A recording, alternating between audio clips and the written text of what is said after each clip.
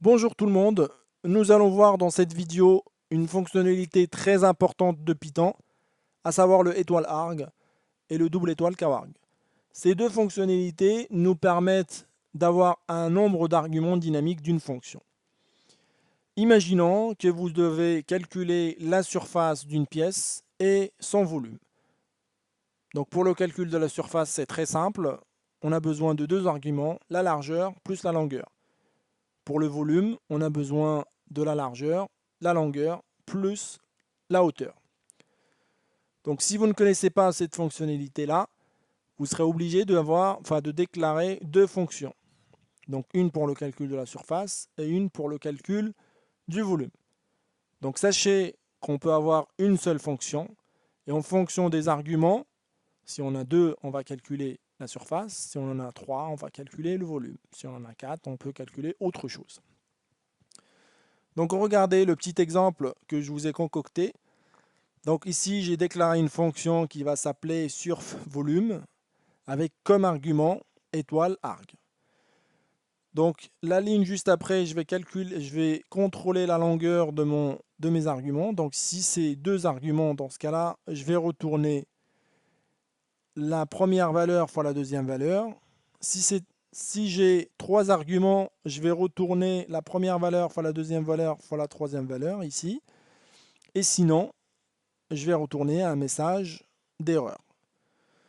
Donc vous voyez ici, je vais appeler ma fonction avec deux arguments, donc 4, 5, et ici, la ligne juste après, je vais l'appeler avec trois arguments. Donc si j'exécute tout ça, vous voyez que je calcule 20 et 40, donc 4 fois 5, ça fait 20. 4 fois 5 fois 2, ça fait 40. Remarquez que étoile arg est forcément un tuple. C'est pour ça que pour accéder à la première valeur de cet argument-là, j'utilise arg indice 0. Deuxième valeur, arg indice 1. On va maintenant voir un exemple pour le double étoile kawarg. En fait, la seule différence entre étoile arg et double étoile kawarg, c'est que étoile arg, les arguments sont pactés dans un tuple, et étoile étoile kawarg, les arguments sont pactés dans un dictionnaire. Donc l'appel de la fonction ne se fera pas de la même façon, vu qu'on va appeler la fonction avec ce qu'on appelle des arguments nommés. Donc vous remarquez ici que j'appelle ma fonction en lui donnant comme argument large égal à 4 et longue égal à 5.